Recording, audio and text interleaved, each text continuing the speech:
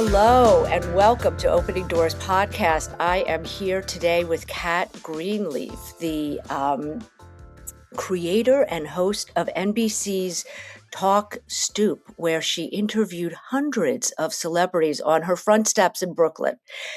Cat then was fired, and she realized she needed to take stock and find sobriety. She and her family moved to Coney Island, and she started an amazing organization that she'll tell us more about, the Restorative Housing Organization. She found sobriety, and then she realized it was important to tell that story and share the story of how people we all know, celebrities, deal with their sobriety. Welcome, Kat. I'm really thrilled to have you today. Thank you. I'm so thrilled to be here. I love your show. Thank you. Thank you. So, when did you realize your drinking was a problem? Before I ever started drinking. Really? I could feel it.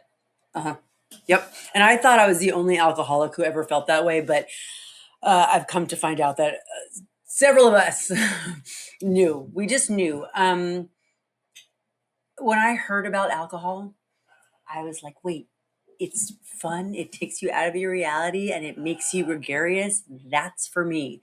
And I already could tell I was going to go overboard. It's like I saw the whole thing.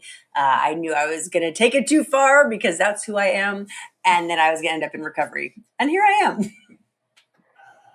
So you literally, before you even drank, like when you were a teenager? Yeah. A kid. I started drinking at 13.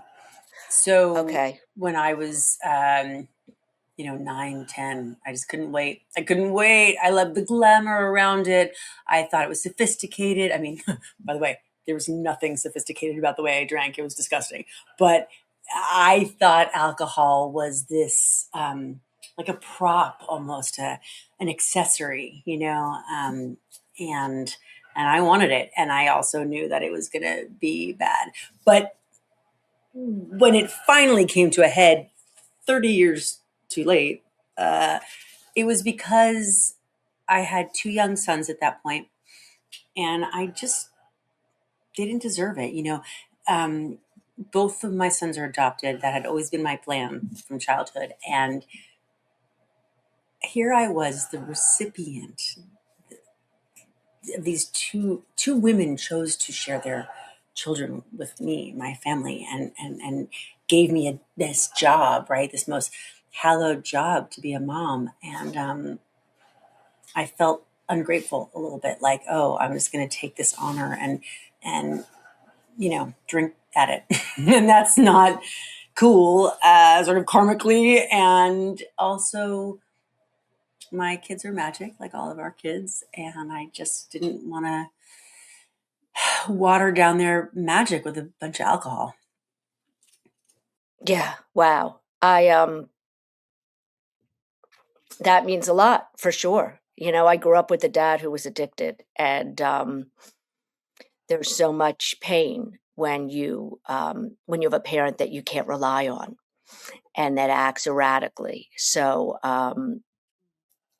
fortunately, after prison, he found sobriety, and it meant a whole lot to us.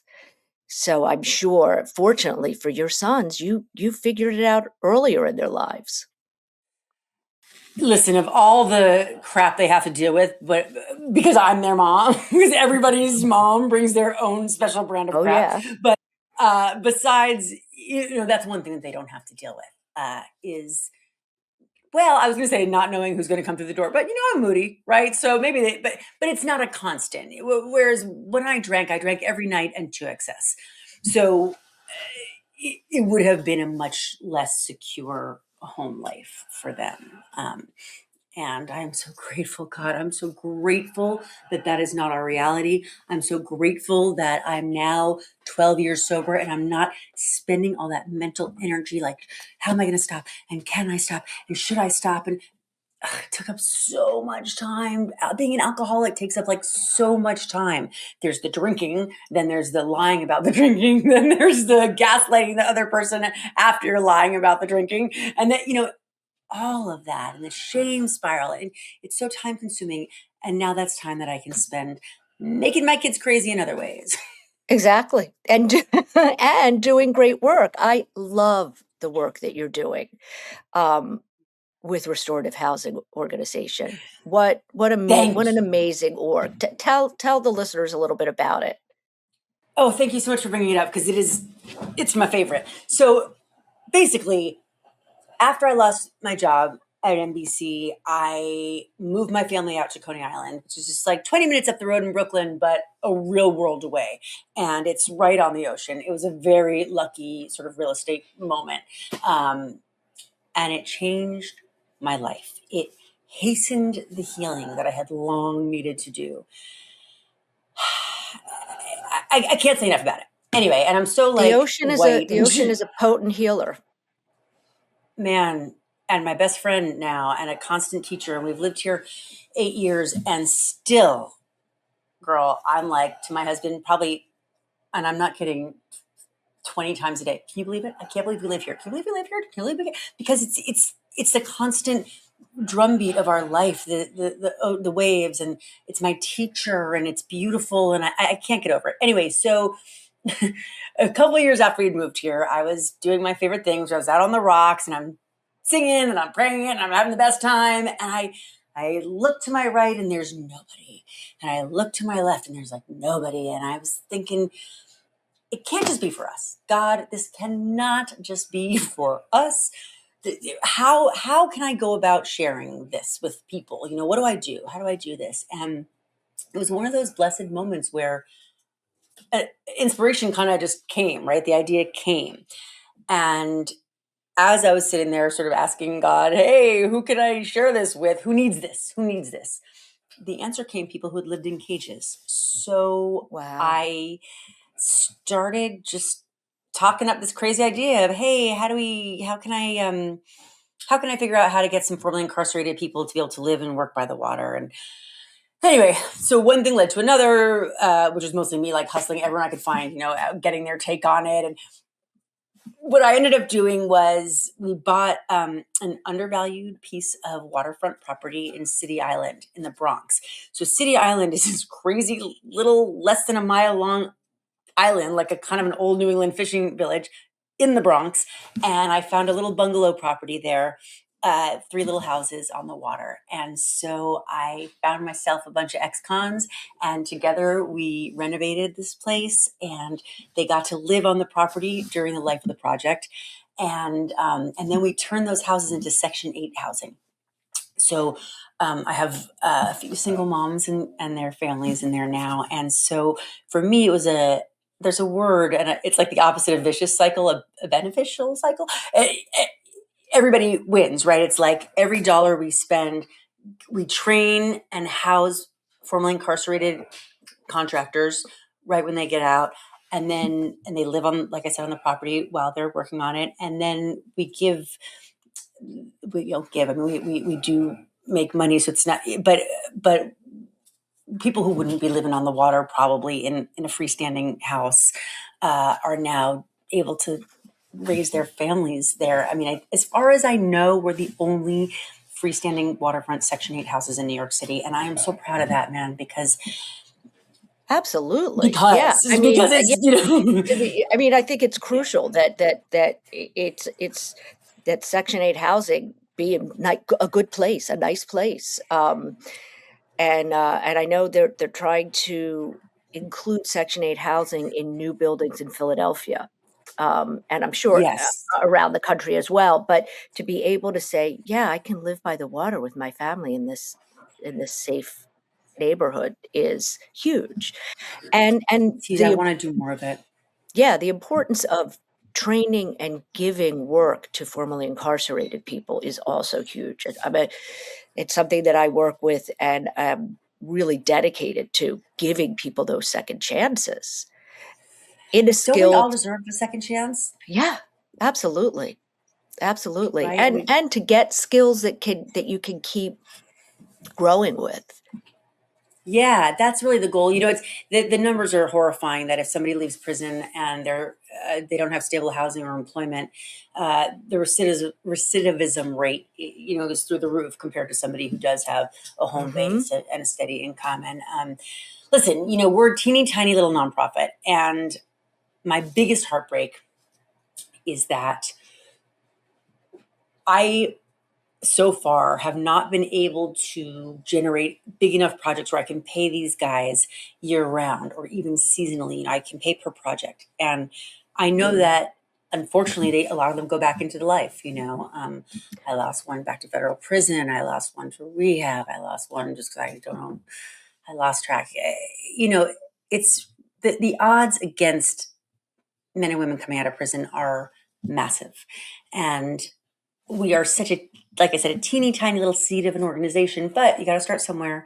And I'm just doing what I know. I know houses, I know waterfront living, and again, I hope to grow. What I also am not is a natural fundraiser. So we're sort of at this place now where I'm like, oh, how do I scale? How do I get bigger? But I'm not driving myself crazy with that.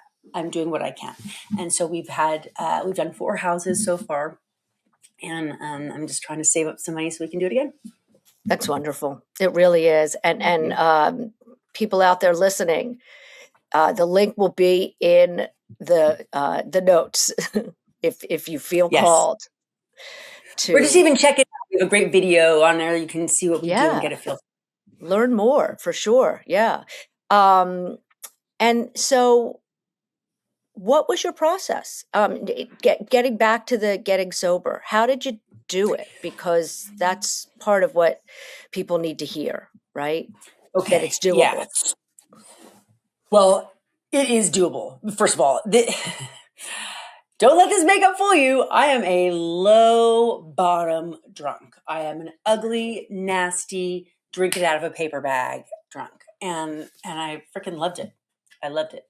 I loved drinking. I loved everything about it. I loved it over people. It's terrible to admit that. But so my point of sharing that is if I can do it, truly, truly, truly, you can do it. I went kicking and screaming. I tried everything. I tried the bargaining. Let me do 1 drink a night. Let me do, and it always ended badly. Always. So once I was, it's funny. I have a complicated relationship with AA, but the slogans are winners. And a good one is I was sick and tired of being sick and tired. And another sort of cheesy one is like, what's your why? But I had to find my why. It was my kids, right? And so I knew what I didn't want to give them. So then it was like, all right, I was so naive. I thought you had to do the 12 steps to get sober. Like I thought it was like a rule or something, like you had to do them. So I found a friend. I was not up for going to AA because I was all over TV at that point. And I was like, I don't want to be a public recovery person. And anyway, so I found a friend to walk me through the 12 steps. The most important of which for me was the 9th one where you say you're sorry, you make the amends. The guilt and shame I carried around for so many years, so heavy, and I was so humiliated about my actions. And so being able to pin it on the 9th step so I could pick up that phone and say sorry to people was like the most freeing thing of all the things. And how did they react? When you called and you said, I'm calling to make amends? What? To a person, they were lovely. Lovely. My parents and my sister, who had every reason to not be lovely because of the drama I'd caused over the years while I was drinking. My mom, the first thing she said was, wow, that was brave. And that was a nice thing to hear. And my dad, I don't know what came over. He goes, God, I've never really thought of you as an alcoholic. And I'm like, really? That can't be true. Because then I'm such an addict that I had a moment of like, oh, well, God, maybe I'm not one. Pour me a drink. But, and then my sister, made a joke. And it was just so even though I had many apologies to make, those are the most important ones. And also to my husband of now, 22 years. Yeah. I mean, that's and amazing. That apology had been kind of a rolling process, meaning it wasn't just one, like, hey, sorry about that. It took a lot of time for me to really, and I hate even talking about it now, but like kind of getting the strength in my knees, right? Because my knees would just like go weak, and I was so ashamed. Alcoholism is so insidious, right? Because it's like a social disease, really. It's a disease, it's a physiological thing. But in fact, the damage is done socially, is done Right.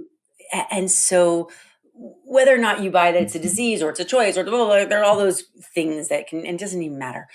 The problem is you hurt people you love, and then you either are ostracized or you self-ostracize because of the shame. And so it's a very bad soup. And my husband was a prince through all of it. He never held my feet to the fire. He never made me feel bad. He was really amazing, but I owed him a lot of apology, and so it took me a long time to do that one. But in answer to your first question of how do people do it if they think they just can't? So I did it on my own at first. I'm kind of a loner. I don't love groups, and so that was right for me at the time. 10 years down the road, I did start going to AA meetings online and other sort of recovery groups. And boy, has that been helpful for like lots of reasons. To know that I am not the only one. And I know that sounds crazy, but when you're alone a lot, and I am alone a lot, and then you live in that guilt and shame in your head, you might think you're the only one. And so you're not. And it's great to go to a meeting when you hear people who are much farther down the road than you, who are much worse than you, who, all the things. And you're like, okay, so this really is doable. It's, I think about it like a rope tow when you're on a ski mountain, that's like you just sort of grab on and it pulls you up and it's always going. That's how recovery has been for me once I started going into AA meetings, which I only do online because it's convenient for me. But to keep hearing those stories is vital. It's about the stories.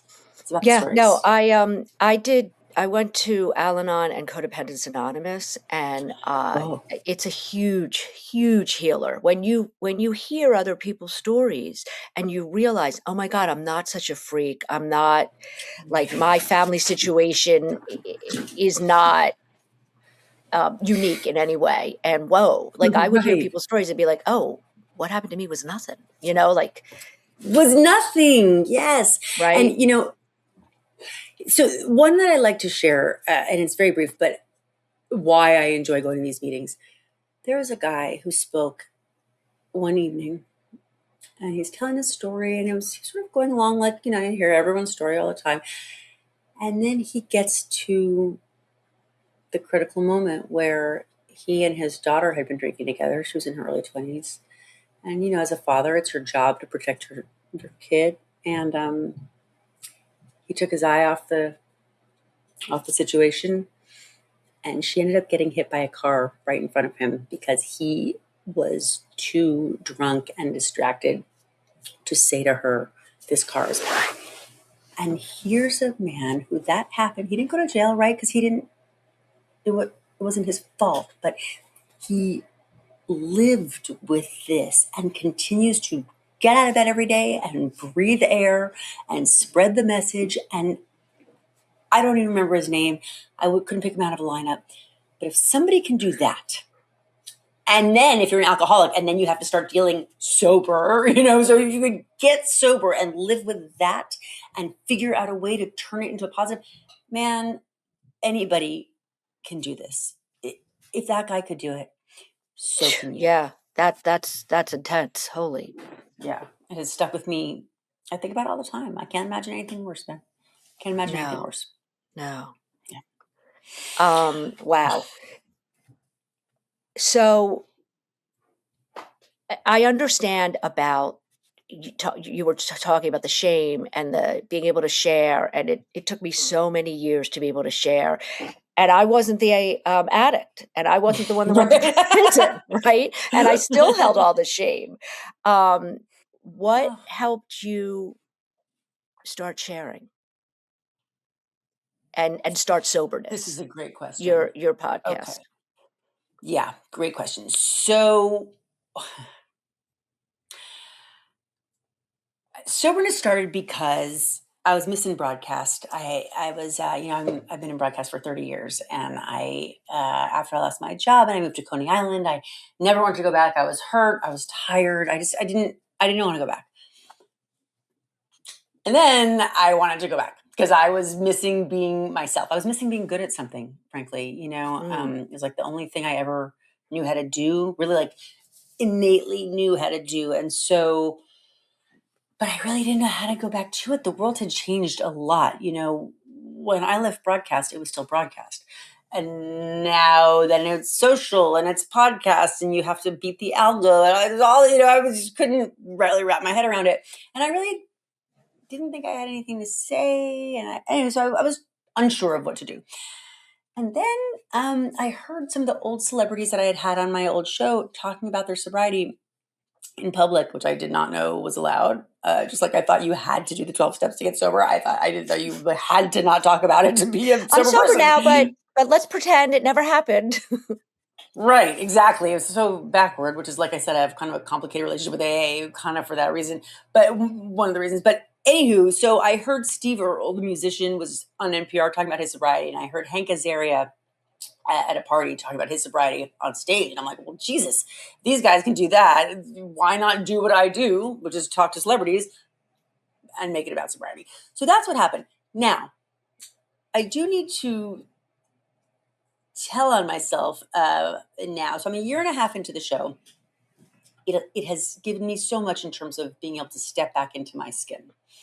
And it has given my sobriety a great deal of dimension that it didn't have before. Because again, I wasn't really talking about it before. I'm not sure that I'm like the best person to be talking about sobriety because I look at it in, like I said, I'm not sure about everything in AA. I also don't think you have to be sober from everything if everything wasn't your problem. On a personal note, alcohol was my Achilles heel. Alcohol is ruining my life. Alcohol is ruining my family's life. Marijuana was not. I don't indulge often, but I needed to know that I could if I wanted to, or else I don't know if I would have gotten sober from alcohol, so. Yeah, I mean, I have friends in a similar situation that became sober from other substances and occasionally will indulge in different substances. Look, it's a pretty brutal world we live in, and to not be able to numb in some way, right, is hard. It's daunting, right? Yeah. Yeah. And listen, for some people, I mean, I have some hardcores on my 6 p.m. meeting who say, listen, if I have, rum cake, it's off to the races. So that person should not ever have rum cake or anything harder. It's important to know yourself, right? I mean, what is all of this, what you're doing, what I'm doing, except for getting to know ourselves and being honest with ourselves. And sometimes it's easy to take on wholesale the rules and the ideas of an organization or a theory, and sometimes it's not. And for me, it definitely wasn't. And I was never going to stay sober from alcohol if I didn't think I could pop a weed gummy if I needed to. I don't do that now, but I could, and that makes me feel better. So each their own. Yeah, no, and that's part of it too, is that you need to do what you can do for you, and that's important for people to know too, that if they can't follow every single rule, it doesn't mean they're not doing it right. Right. So, well, on that, I'd also like to say, I think the language around addiction is so negative, brutal. We're abusers. So wait, it's not bad enough that I had to be born an alcoholic, but now I'm also a substance abuser. Okay, so now I'm an abuser.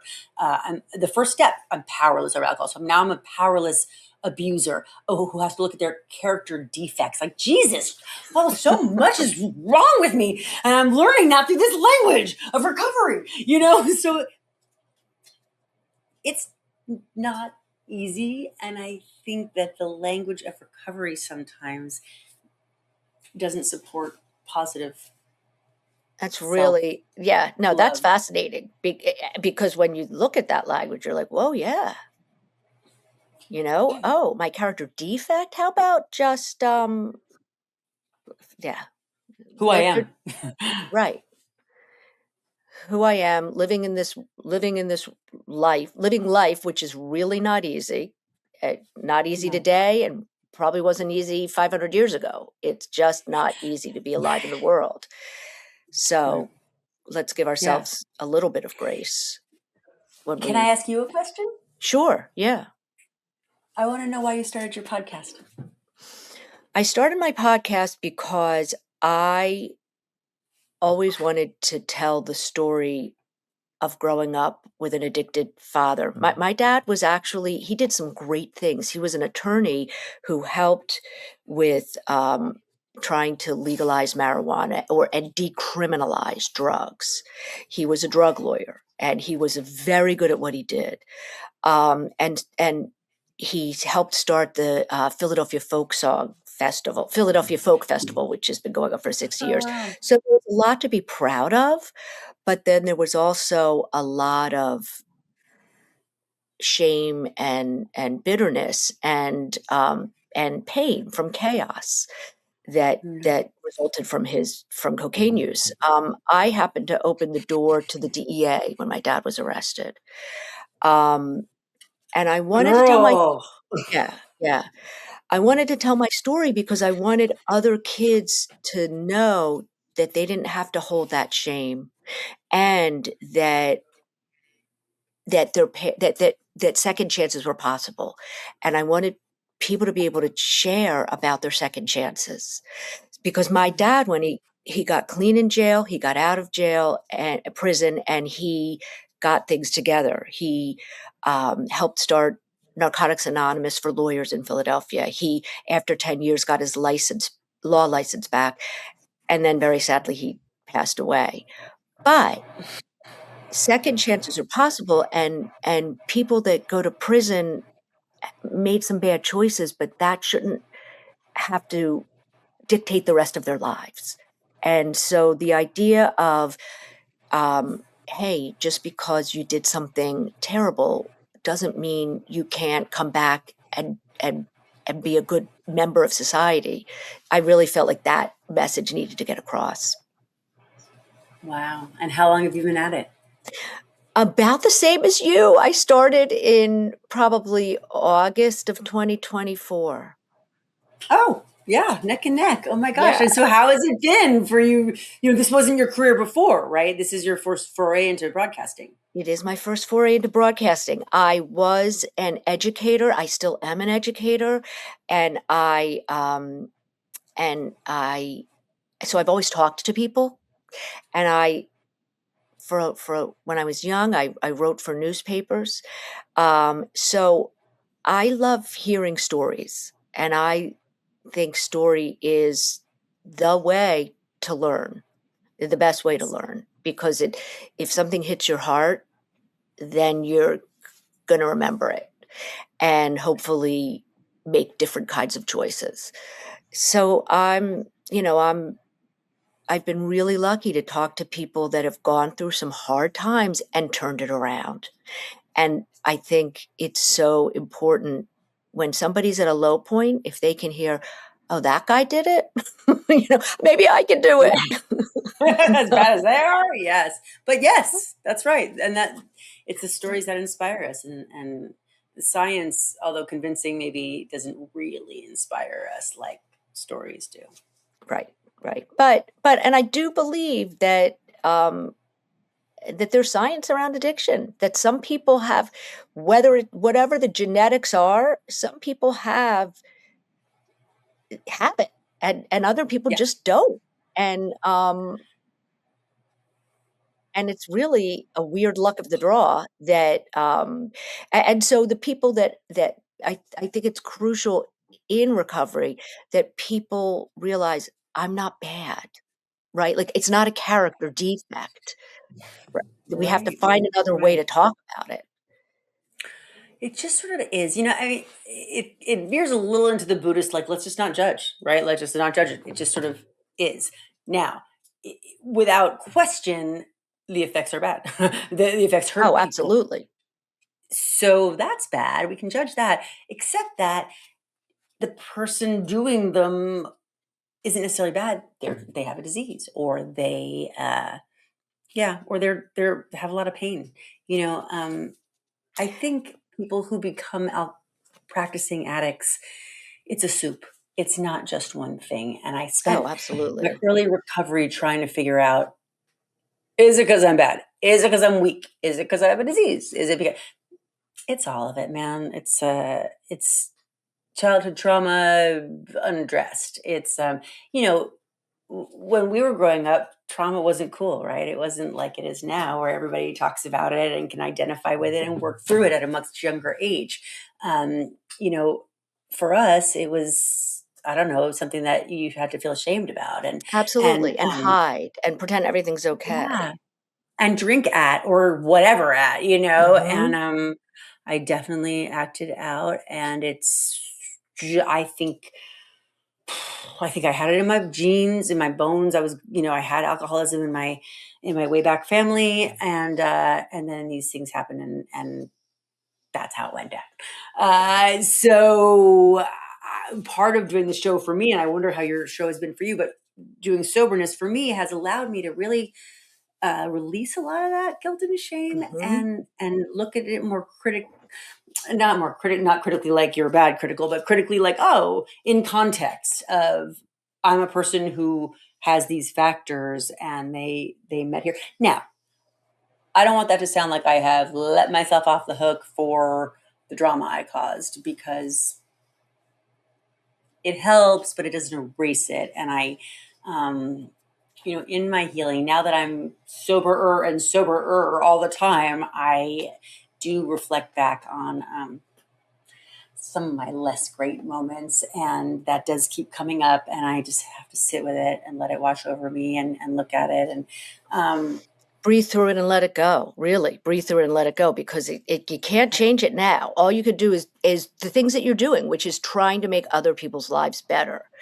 And that's my next thing that I wanna get to is I it's interesting, we have a lot of parallels. You're going behind the walls and you're working with people with recovery, and I'm beginning to go behind the walls and work with people, around workforce development and mindfulness, and, I just think so important to guide people towards their second chances. Tell people about what you're doing with the recovery work and the education you're getting so you can do it. yes. So okay. So 2 years ago, no, let's see. So, yeah. So on my 10-year sober anniversary, I started beating down the door of a maximum security prison in my area, and saying I wanted to bring in AA, and I wanted to bring in AA, and you know, everything in prison. It's a lot of red tape. It took a long time, Oh, yeah. but once it started, oh God, I had the circles that I had with the women in this prison, and women who have done unspeakable things while they were under the influence. I I felt it could be me. Not I felt it definitely could have been me. These are women who look just like me, who had the same backgrounds as me, same kind of families, and got behind the wheel of the car because they didn't want to pay for a cab, Mm. like I did a million times, and woke up handcuffed to a hospital bed. So it could have been me, A. But B, you know, the thing about recovery on the outside of prison is that there are like a million different ways. Oh, let me take this dance class. Let me go to therapy. Let me, you know, and there are like a million ways. Less so inside. And also, it's a dehumanizing experience being incarcerated, and so they've got that. And look, sometimes they may never get out. These people may never get out. It's okay. So for some reason, it really, I want to help people figure out how to live in their skin when something this traumatic has gone down that they have caused, and the whole world is pointing and saying, you did it, you did it, you did it. And they did it. But again, like I was saying about myself, in context, right? They are sick. They are traumatized. They are alive. Anyway, so for whatever reason, I believe very strongly that everybody is redeemable. Everybody has a place on this planet. God loves everybody. And if it's good enough for God, it's good enough for me. And I will say that even though I have been a lifelong broadcaster and thought this is all I ever wanted to do with my life, in fact, I really have found my calling in prison. I just, I love connecting with the people there. Okay, so it occurred to me somewhere along the way, about 2 years in, that what I'm really bringing when I go there is just like a slice of sunshine for an hour. But actually, the need there is great, and my capacity to serve is greater than what I'm doing. So let me serve more deeply. So I started looking around at jobs in prisons, and you need to have a degree. I mean, I have a degree, but a degree in psychology. Right, in counseling. Yeah. Right. So I, luckily in New York City, there's John Jay College of Criminal Justice, and they have a really great forensic mental health counseling department, which I will be applying to for my master's. Right now, I'm just getting some prerequisites out of the way because in college, I never took any. So I am a 53, almost 54-year-old undergrad right now, getting my psychology prerequisites out of the way. It's awesome. I'm proud to announce I got 100 on my final on sex and culture. So that was exciting. Right. I mean, and I wasn't a student when I was a student. I hated school. I was like all over the place. I was drinking. I was a bartender. And this is really cool to be a sober student with a goal in mind. You know, I and a lot of life experience. Right. It's a very, very, very different thing. And I'm proud to be a student now. And whereas I used to hear of people in midlife like making changes, and I'm embarrassed to say this out loud, but like I thought it was like a defeat. Like, oh, couldn't do it in your career, so now you're like going back to school. You know, I was so arrogant as a younger guy, and now I'm like, yeah, this is the most exciting thing going, you know. And thank God I can do it. Thank God my husband's able to work while I'm doing this, and so. Anyway, so the goal is to get my master's so that I can start working more deeply with incarcerated people, and not just about addiction. You know, addiction is something about trauma, about what about causes trauma. addiction. Yeah. Yeah, and about life, man, and what's next? What do we do with the rest of your years on this planet? Either A, behind these bars, or B, when you get back out into the world, what are we going to do with you? Because if you feel like crap, you're going to still act that way, and we can't really have that, right? I mean, if the whole point is to get people back into society. And again, you know, it's funny. I'm not a religious person, but I am going to keep talking about God. I believe very deeply in God, and I feel very clear about the fact that there is redemption available to everyone. Now, I say that not having been a victim of violent crime. My kids have not been victims of violent crime. So maybe is it a fantasy on my part? I don't know, but I'd like to think everybody deserves a second chance. And I'd like, no matter how bad it gets. And so that's where it's at.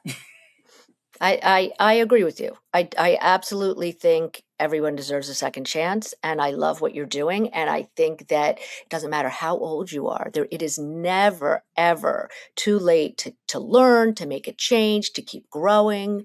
And it's super important that we honor that you can be as old as you want to be and still make changes. And I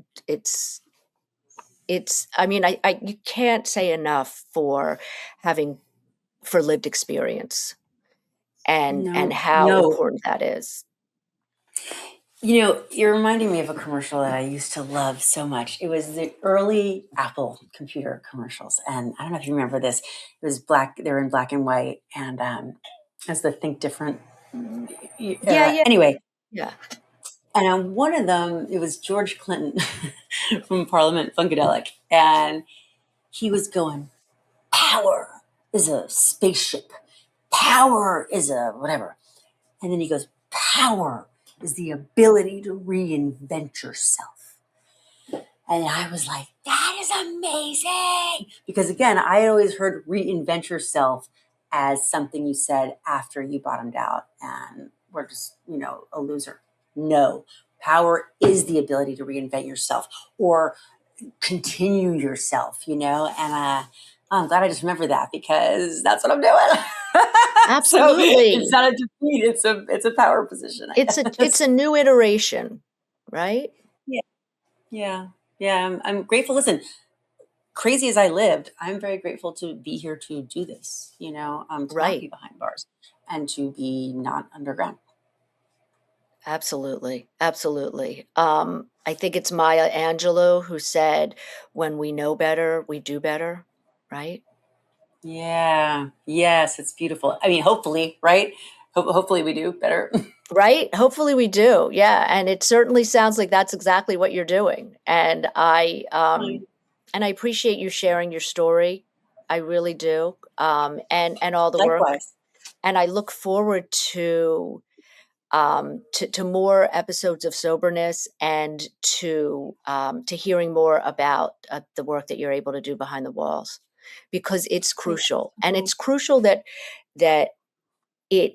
people know and understand that there are thousands, maybe millions, but thousands that are behind the walls that need our help, and that I mean, on a totally other note, shouldn't be there. So yes, and that they're people, not creatures. Yeah, getting people aware of the issue is a first step, and to be able to make change. Absolutely. And I'm excited to hear about what you're doing with prison. That's great. Yeah, I'm excited too. I really am. So I'm going to get to go and hopefully help people learn how to find meaningful work once they're out. So that, because it's way too easy, because of all the barriers that people face, because of the barriers to finding housing and to getting their ID back and to just getting work because of a record. It's way too easy to go back to what got you into prison in the first place. So I'm hoping to help be that as many little drops in the bucket as possible to help people avoid that and make change. Music to my ears. I love it. Thank you for the work you're doing. And thank you. And I look forward to putting tons of information about all of your work into show notes so that people can learn more and support. And I love Restorative Housing Organization. Thank you so much. Well, we'll definitely talk again, when you're up and running, and we'll, maybe there's some magic to be made together. Absolutely. Would love that. Would absolutely love that, Kat. So good to get to know you today, and keep on keeping on, right? Thank you. You too for sure. All right. We'll talk again.